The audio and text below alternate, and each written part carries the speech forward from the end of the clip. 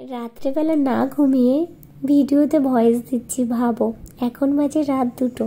রান্নাটা কিন্তু আমি দুপুরবেলাতেই করেছিলাম। অ্যাকচুয়ালি দুপুরবেলা এত পরিমাণে ঘুমানো হয়ে গেছে আর রাত্রে ঘুমই আসছে না, তাই জন্য ভাবলাম ভিডিওতে ভয়েস দিই। যাই হোক, প্রথমেই কড়াইতে সর্ষে তেল দিয়ে নিয়েছি, তার মধ্যে কালো জিরে, কাঁচা লঙ্কা, রসুন একটু ভাজা ভাজা হয়ে গেলে তার মধ্যে দিয়েছি চিংড়ি মাছ। একদম সিম্পল রান্না করছি, আমি জানি তোমরা আমার থেকেও ভালো রান্না করতে জানো, তাও এইভাবেও করলে খুবই ভালো লাগে শাকটা খেতে। যাই হোক, শাক রান্না করছি আমি। এটা ছিল লাউ শাক, আর লাউ শাকটাকে ভালো করে সেদ্ধ করে নিয়েছি।